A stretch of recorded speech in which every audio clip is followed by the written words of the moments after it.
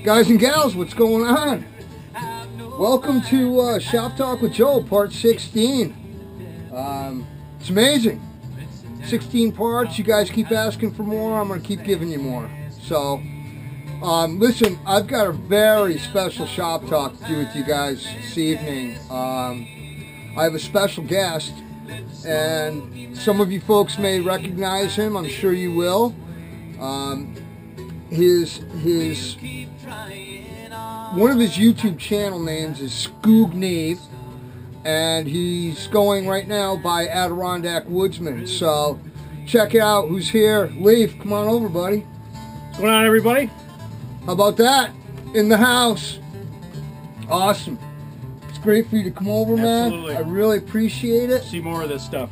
Yeah, we've had a great visit. Leaf and I have spent a couple hours together, just showing knives and axes and just enjoying the things that we both appreciate and we both like. So let's go on with Shop Talk with Joe. Our native is a Chippewa dancer. I'll try to get no reflection there. Beautiful dress. That's Chippewa there. Hat I'm wearing's my Aussie Outback, and Leaf's got his It's an Outback as well. Yep, Aussie Outback style. So share that with you. Let's do a little question and answer, guys. Jay Mardell, favorite things to do in the woods? Bacon and coffee, right? Bacon and coffee. How do we go about answering that? Well, you know what, Jay?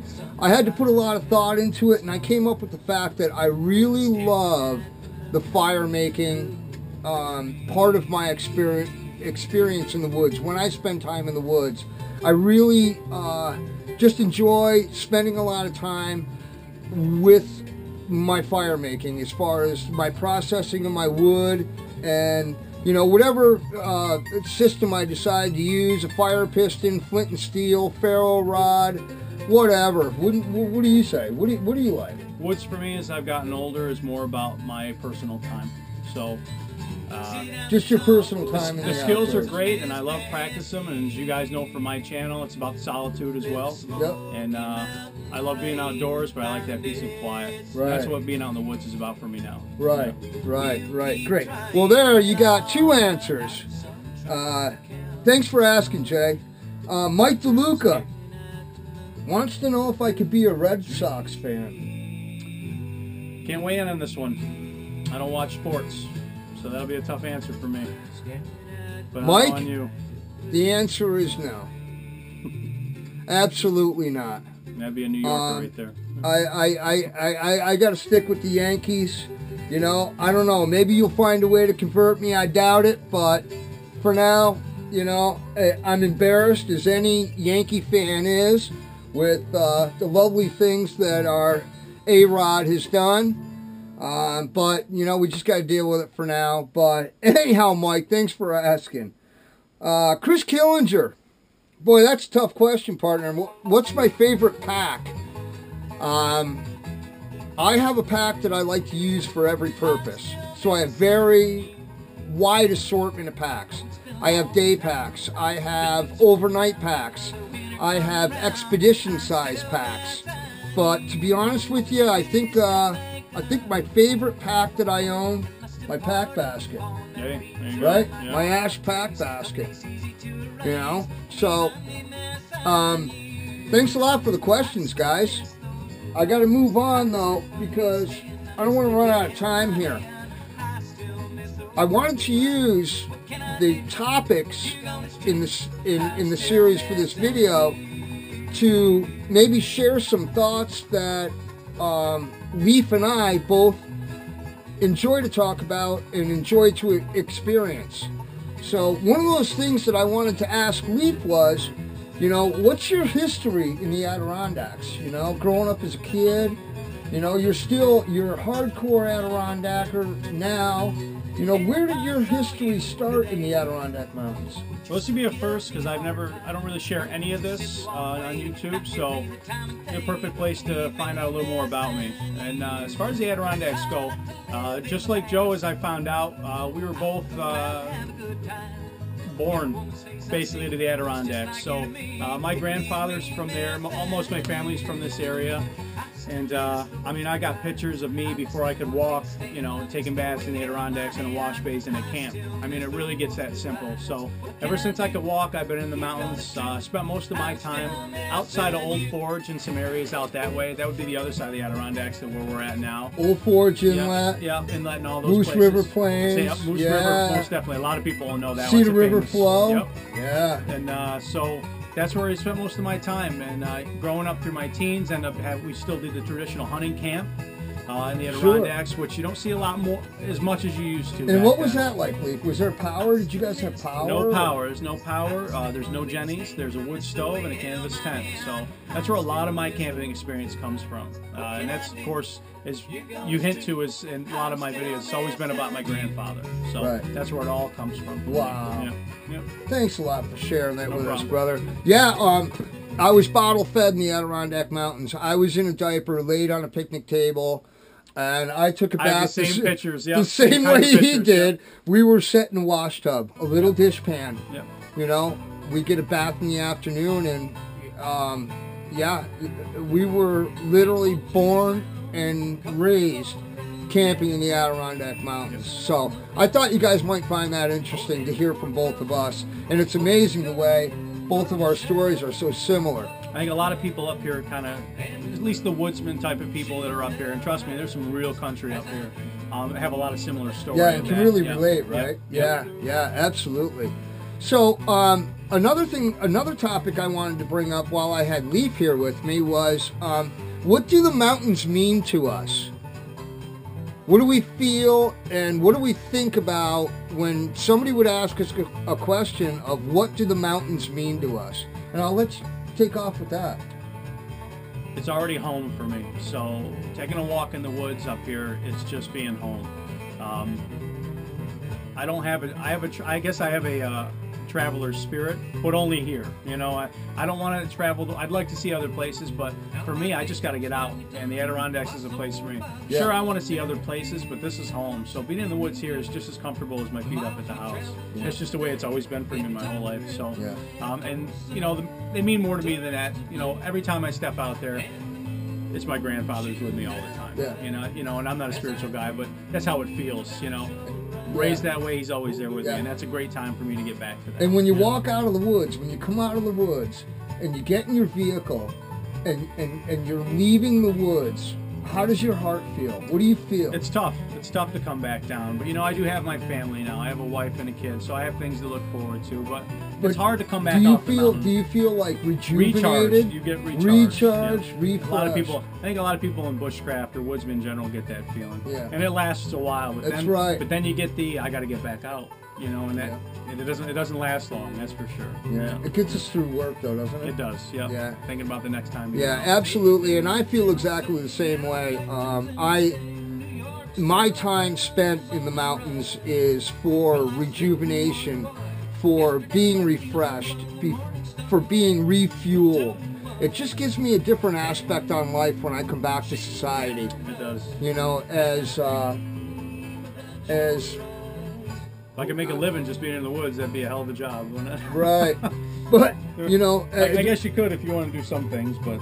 with the way the world is today, you know, it's depressing, in a sense, to have to leave the serenity and the beauty of such a peaceful place.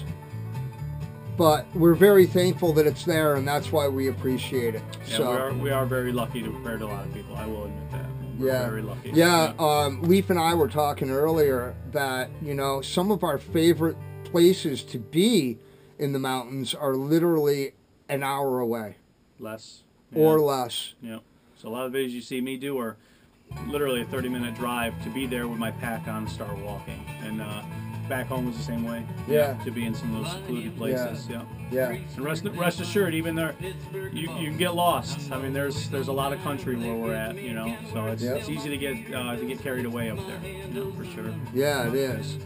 Another topic I wanted to bring up between the two of us was, why do we use the ways of our forefathers?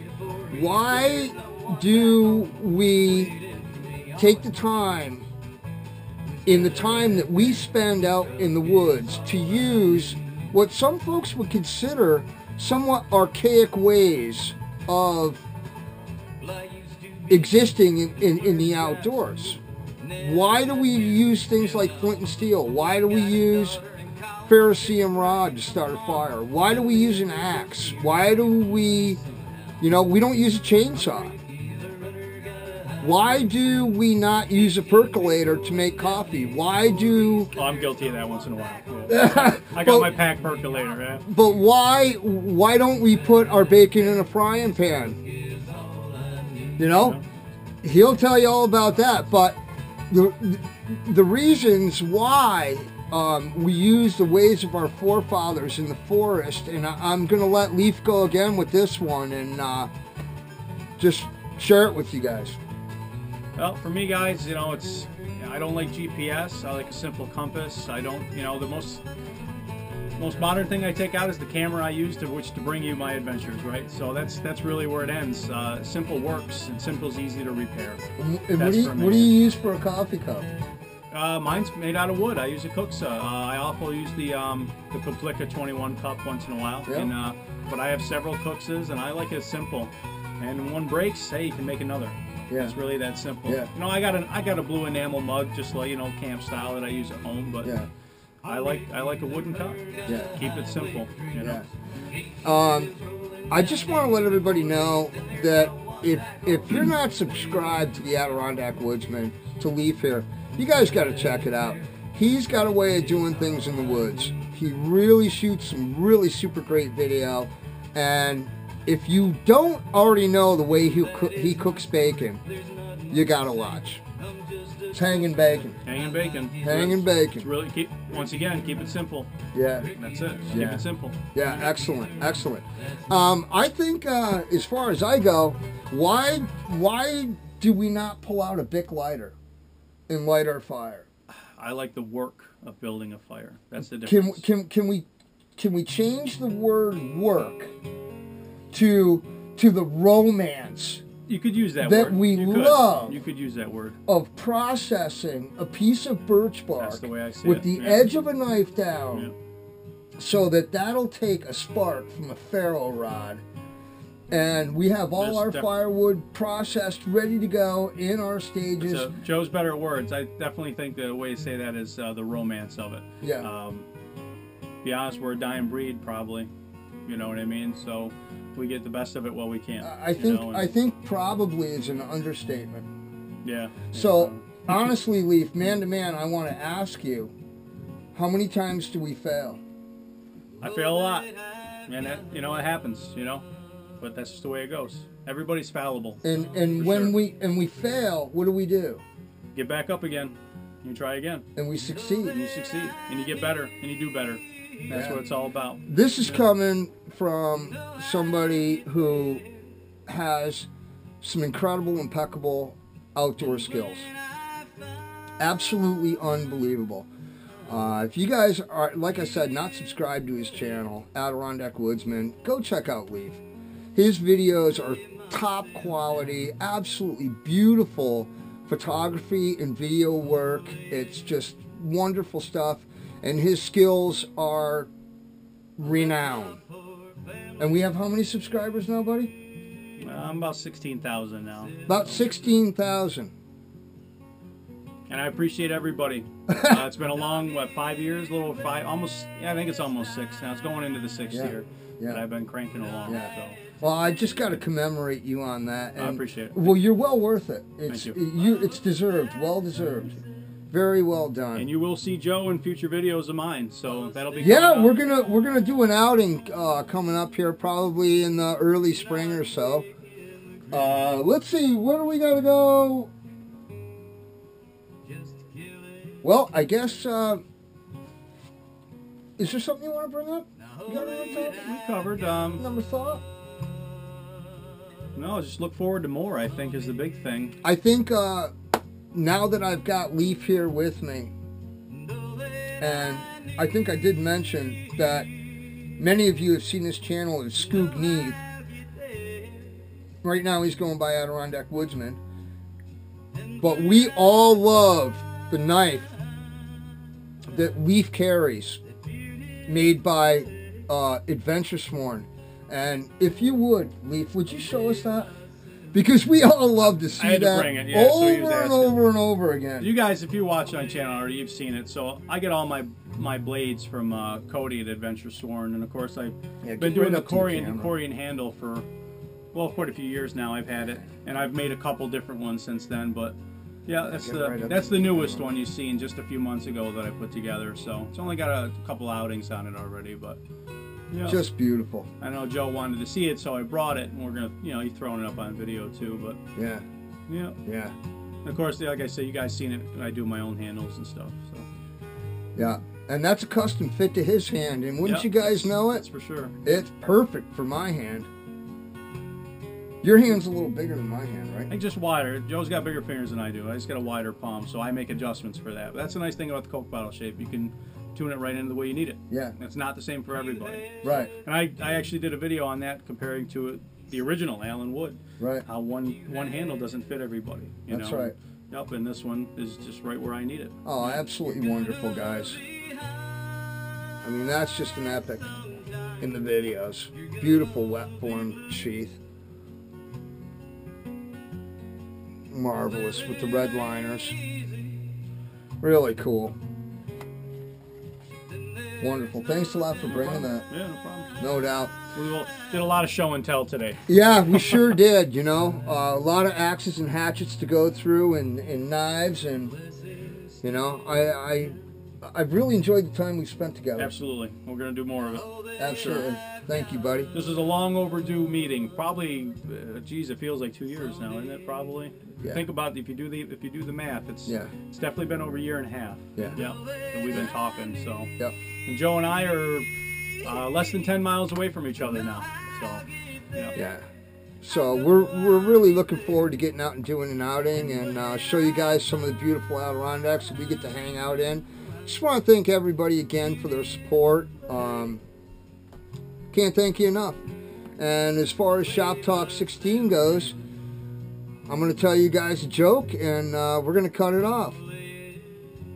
So, Leaf, there's this cop down in New York City, and he's on horseback.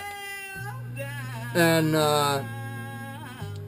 cop's sitting there on the back of his horse, and the horse jumps like this a little bit. And he looks back, and there's a bum, and he's got his finger right in the horse's butt.